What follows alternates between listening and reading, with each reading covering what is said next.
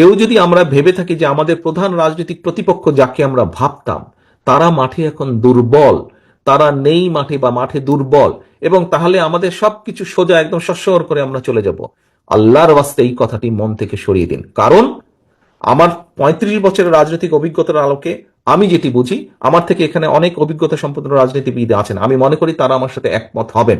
আগামী যে নির্বাচন, এই নির্বাচন কিন্তু অনেক কঠিন। যে কোনো নির্বাচনে আমি মনে করি যদি আমাদের প্রধান রাজনৈতিক প্রতিপক্ষ থাকতো, মাঠে থাকতে পারত, সেক্ষেত্রে নির্বাচন যতটুকু কঠিন হতো, আমি মনে করি নির্বাচন আগামী দিনে আরো কঠিন, তারা দুর্বল হয়ে যেতে আরো কঠিন। এখানে অনেক ষড়যন্ত্র চলছে এবং অনেক অদৃশ্য শক্তি আপনার বিরুদ্ধে কাজ করছে। অদৃশ্য শক্তি এখানে, ওই যে চট্টগ্রাম বন্দরে বললো না অনেক ষড়যন্ত্র কাজ করছে, একজন বললে প্রশ্ন করেছে, বাংলাদেশ জাতীয়তাবাদী দল বিএনপি তথা আপনার বিরুদ্ধে, যেহেতু আপনি বিএনপির প্রতিনিধি, আপনার বিরুদ্ধে অনেক ষড়যন্ত্র কাজ করছে। একটু ঠান্ডা মাথায় আল্লাহর রাস্তায় এগুলো চিন্তা করুন আপনারা। আপনি ছাত্র দল হন, যুব দল, স্বেচ্ছাসেবক, বিএনপি, তাঁতি দল, মহিলা দল, যেই হন না কেন, আল্লাহর রাস্তে এগুলো একটু চিন্তা করুন। বহু ষড়যন্ত্র চলছে। এই ষড়যন্ত্রকে যদি উপড়ে ফেলতে হয়, এই ষড়যন্ত্রকে উতরে যদি আসতে হয়, আমাদেরকে ধৈর্যর পরিচয় দিতে হবে, আমাদেরকে ধৈর্যশীল হতে হবে, আমাদের আচরণ সেরকম হতে হবে। আপনাদের নেতা হিসাবে আমি আপনাদেরকে নির্দেশনা দিব, আপনাদের সহকর্মী হিসাবে আপনাদেরকে আমি অনুরোধ করব। দেখুন, আমাদের কিছু কিছু সহকর্মীর মনে ৫ তারিখের পরে একটি অদ্ভুত নতুন একটি অনুভূতি এসছে। কি মনে হচ্ছে যে আমরা বোধহয় সরকার গঠন করে ফেলেছি। প্রিয় সহকর্মী মিলে, আমরা সরকার গঠন করিনি, আমরা এখনো বিরোধী দলই আছে, বিরোধী দলেই আমরা অবস্থান করছি, বা আমরা অন্তত যাই হোক সরকারি দলে আমরা নেই বা সরকারে আমরা নেই। আমাদের সেই সকল যে সকল সহকর্মী এরকম ভুল উপলব্ধি করছেন, তাদের বিভিন্ন আচরণের জন্য বিভিন্নভাবে বিভিন্ন জায়গায় দল ক্ষতিগ্রস্ত হচ্ছে, দলের ইমেজ ক্ষতিগ্রস্ত হচ্ছে। প্রিয় সহকর্মীবৃন্দ, এর ভিতরে চট্টগ্রামে কিছু কিছু ঘটনা ঘটেছে। আমি কঠোরভাবে আপনাদেরকে আজকে আপনাদের নেতা হিসেবে নির্দেশনা দিতে চাই, আপনাদের সহকর্মী হিসেবে আপনাদের কাছে বিনীত অনুরোধ করে বলতে চাই, দেখুন আপনারা এখানে প্রত্যেকটি উপস্থিত ৮৫৯ জন প্রত্যেকটি মানুষ, আপনারা এক একজন বিএনপির প্রতিনিধি, আপনারা এক একজন কিন্তু বিএনপির প্রতিনিধি। আপনার এলাকায়, আপনার যেখানে আপনি থাকেন, যেই যতটুকু জায়গা নিয়ে আপনার পরিচিতি, আপনাকে প্রত্যেকটা মানুষ আপনাকে চেনে বিএনপির একজন কর্মী বা বিএনপির একজন নেতা হিসেবে। হলেন আপনি বিএনপির, হলেন আপনি যুব দল, স্বেচ্ছাসেবক, ছাত্র দল, শ্রমিক দল, তাঁতি দল, যেটাই হন না কেন, এন্ড অফ দ্য ডে আপনাকে মানুষ, আপনার যদি নাম হয়ে থাকে এরশাদুল্লাহ, আপনাকে ও বিএনপির এরশাদুল্লাহ, আচ্ছা, এইভাবে আপনাকে কিন্তু মানুষ চিনে। ও নাজিম, ও বিএনপির নাজিম, আচ্ছা, এইভাবে কিন্তু মানুষ আপনাকে চিনে। অর্থাৎ আপনি পরিচিত বিএনপির প্রতিনিধি হিসাবে।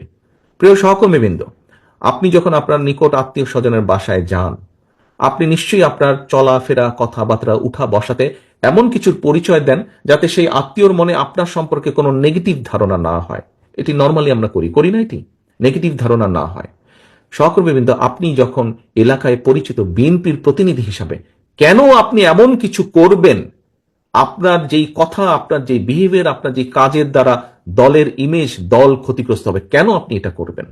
আপনার এলাকার মানুষ তো আপনারই স্বজন, আপনারই তো আপনজন।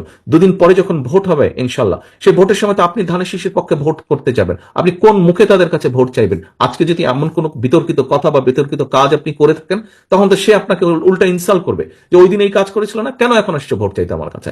এই কথা আপনাকে শুনতে হবে। আমাদের পক্ষে সম্ভব না, আমরা বিশ্বাস করি না দামি নির্বাচনে, আমরা বিশ্বাস করি না নিশিরাতের নির্বাচনে, আমরা বিশ্বাস করি না ব্যালট চুরির নির্বাচনে। আমরা বিশ্বাস করি জনগণের কাতারে। একজন নোয়াখালীর একজন বোন বলেছেন কিভাবে এই দেশের মা বোনেরা বিএনপিকে ভোট দেয়। আমরা সেই ভোটে বিশ্বাস করি, যেখানে মানুষ লাইনে দাঁড়িয়ে নিরাপদে, নিরাপত্তার সাথে, স্বচ্ছভাবে, স্বাধীনভাবে, মুক্তভাবে, ভয়হীনভাবে ভোট দিয়ে যাবে। আমরা সেই নীতিতে বিশ্বাস করি, এবং সেটি যদি অর্জন করতে হয়, আপনাদেরকে আজকে কিন্তু অনেক কিছুর পরিবর্তন করতে হবে। উঠা বসা, চলাফেরা, কথাবার্তা আপনাদের পরিবর্তন করতে হবে আপনাদের নিজেদের। বারে বারে আমি বলছি, জনগণকে সাথে রাখুন, জনগণের সঙ্গে রাখুন। সহকর্মীবৃন্দ, আপনি ক্ষমতায় যাবেন না, এখানে উপস্থিত মানুষ একটি মানুষও ক্ষমতায় যাবেন না। আপনারা মানুষের সমর্থন পেলে ইনশাল্লাহ দেশ পরিচালনার সুযোগ পাবেন, দেশ পরিচালনার সুযোগ পাবেন। মানুষ আপনাদেরকে ক্ষমতা দেবে না, আপনাদেরকে দেশ পরিচালনার সুযোগ দেবে। দুটোর মধ্যে পার্থক্য আছে। ক্ষমতায় ছিল পলাতক স্বৈরাচার, পার্থক্যটা বুঝতে হবে। ক্ষমতায় ছিল পলাতক স্বৈরাচার, ক্ষমতা ছাড়া কিচ্ছু বুঝতো না বলেই দেশের মানুষের জন্য কোনো কাজ করেনি। আপনাদের আজকে যে বিভিন্ন অভিযোগ যে তাদের আমলে জলাবদ্ধতা হয়েছে, ট্রাফিক জ্যাম হয়েছে, এই হয়েছে, শিক্ষা ব্যবস্থা ধ্বংস হয়ে গেছে, সংস্কৃতি ধ্বংস হয়েছে, কেন এই কথাগুলো আপনারা বলছেন? এই জন্য আপনারা এই কথাগুলো বলছেন যে ওরা ক্ষমতায় ছিল, ওরা জনসমর্থনে দেশ পরিচালনার সুযোগ পায়নি, ক্ষমতা দখল করে ক্ষমতায় ছিল। আমরা দেশ পরিচালনার সুযোগ পেতে চাই জনগণের সমর্থন নিয়ে, এবং সেই জন্যই দেশ পরিচালনার যদি সুযোগ পেতে চান, দেশ পরিচালনা যদি করতে চান, তাহলে নিজেকে সেইভাবে গড়ে তুলতে হবে, নিজের প্রতি মানুষের সেই সমর্থন, আস্থা অর্জন করতে হবে। সহকর্মীবৃন্দ, আস্থা অর্জন করতে হলে নিজেকে ধীর করতে হবে, নিজের মধ্যে উপলব্ধি আনতে হবে, নিজের পার্সোনালিটি চেঞ্জ করতে হবে, কথাবার্তা চলন বলন চেঞ্জ করতে হবে। আপনাদের নেতা হিসেবে, সহকর্মী হিসেবে এটি আপনাদেরকে আমি বলতে চাইছি, বলার চেষ্টা করছি। দয়া করে আসুন, আমাদেরকে কিন্তু দিন শেষে আপনারা প্রায় বলেন যে বিএনপির প্রতি মানুষের আস্থা আছে। ভাই, এই আস্থাটাকে তো ধরে রাখতে হবে। আস্থাটাকে ধরে না রাখলে কিন্তু আপনি ভোট পাবেন না, কোনোভাবেই আপনাকে ভোট পাবে না। ভোট কি হবে সেটা ভোটার ঠিক করবে, সে কাকে ভোট দেবে, আপনাকে দিবে না, কারণ আপনার প্রতি তার আস্থা নেই। এবং এই আস্থা ধরে রাখার দায়িত্ব কিন্তু জনগণের না, পাবলিকের না, ভোটারের না। এই আস্থা ধরে রাখার দায়িত্ব কিন্তু আপনার। আস্থা ধরে রাখা, বন্যার সময় এই যে নোয়াখালী অঞ্চলে বন্যা হলো, আপনারা দল মানে সকলে দিন রাত আপনারা পরিশ্রম করলেন মানুষের পাশে গিয়ে দাঁড়ানোর জন্য, সাহায্য করলেন, সহযোগিতা করলেন। শুধু বন্যার সময় না, বন্যার পরেও করেছেন। আপনারা কেন করেছেন? মানুষের আস্থা ধরে রাখার জন্য। ঠিক একইভাবে ভোট যতক্ষণ না হচ্ছে, আপনাকে সেই আস্থা ধরে রাখতে হবে, এবং ভোটে ইনশাল্লাহ আপনি জিতলে তখন আপনাকে কাজ করতে হবে এইগুলো বাস্তবায়নের জন্য। 31 দফা কাজে ব্যাপারটি এত সহজ না, এবং ব্যাপারটি এত এত এত ছোটখাটো না, ব্যাপারটি অনেক সিরিয়াস ব্যাপার। এই ব্যাপারটি অনেক সিরিয়াস ব্যাপার। আপনি রাষ্ট্র পুনর্কাঠামো, আপনি রাষ্ট্র কাঠামো মেরামত, এখানে দেখুন রাষ্ট্র কাঠামো মেরামত, এই মেরামত কিন্তু is a very serious matter. কাজেই আমাদেরকে সেভাবে প্রস্তুত হতে হবে।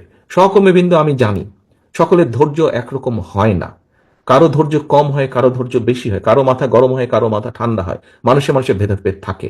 আমরা সহকর্মী, আমি আপনাদেরকে বারে বারে অ্যাড্রেস করছি সহকর্মী হিসেবে।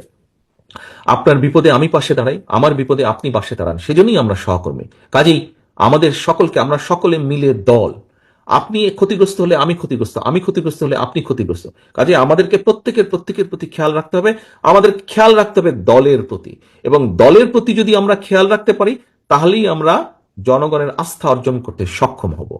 প্রিয় সহকর্মীবৃন্দ, আসুন আজকে এই কর্মশালায় আপনারা যেরকম 31 দফা কি জেনে গেলেন, 31 দফা কি বুঝে গেলেন, 31 দফা বুঝে জেনে গিয়ে আপনারা যেরকম জনগণের কাছে পৌঁছে দিবেন, জনগণের দ্বারে দ্বারে পৌঁছে দিবেন, জনগণকে বোঝাবেন, একই সাথে আসুন আজকে এই কর্মশালায় আমরা প্রতিজ্ঞা গ্রহণ করি, আমরা শপথ গ্রহণ করি যে জনগণের আস্থা নষ্ট হয় এমন কোনো কাজ করা থেকে আমরা নিজেদেরকে বিরত রাখব, এবং জনগণের আস্থা অর্জন করা যায় আমরা চেষ্টা করব সেরকম কোনো কাজ করতে। প্রিয় সহকর্মীবৃন্দ, আমি আশা করব, আমি বিশ্বাস করি যে যেই কথাগুলো আপনাদের সামনে শেষে আমি এসে বলেছি, আমি জানি সারাদিন শেষে আপনারা আজকে ক্লান্ত, খুব বেশি কথা শুনতে এখন ভালো লাগবে না, কিন্তু যে কথাগুলো না বললেই নয়, আমি আপনাদের সামনে সেই কথাগুলোই তুলে ধরেছি। আমি অনুরোধ করব, বিগত 15-16 বছর আপনারা অক্লান্ত অত্যাচার নির্যাতন সহ্য করে আপনারা এই জায়গায় এসে দাঁড়িয়েছেন। আসুন আমরা সকলে মিলে, আমরা যেই অত্যাচার নির্যাতন সকলে মিলে সহ্য করেছি, আমাদের সামান্য ছোট ছোট ভুলের জন্য যাতে আগামী দিনের আমাদের এই বিসর্জন যাতে নষ্ট না হয়ে যায়, আমরা সেই ব্যাপারে সচেতন থাকি। যে অত্যাচার নির্যাতন সহ্য করেছি, এখনো বহু মানুষের নামে মিথ্যা মামলা আছে, এখনো সেই মামলা উঠে নাই, মামলার খড়গ এখনো রয়ে গেছে। কাজে আসুন, যেই নির্যাতন আমরা সহ্য করেছি, যেই বিসর্জন আমরা দিয়েছি, সেই বিসর্জন যাতে নষ্ট না হয়ে যায়, এই কষ্ট করেছি সেই কষ্ট যাতে নষ্ট না হয়ে যায়, এই ব্যাপারে আমরা সচেতন থাকি। আমরা 31 দফা মানুষের কাছে নিয়ে যাব, মানুষের আস্থা ধরে রাখার জন্য যা যা করা প্রয়োজন আমি সেটাই করব। আমাদের শেষ কথা হোক, আমরা জনগণের সাথে আছি, আমরা ইনশাল্লাহ জনগণের সাথে থাকব, কারণ জনগণই, রাজনৈতিক দল হিসেবে জনগণই আমাদের শেষ ভরসা। প্রিয় সহকর্মীবৃন্দ, সকলে ভালো থাকবেন, সকলে সুস্থ থাকবেন ইনশাল্লাহ। আল্লাহ হাফেজ। বাংলাদেশ জিন্দাবাদ, বাংলাদেশ জাতীয়তাবাদী দল জিন্দাবাদ। আসসালামু আলাইকুম।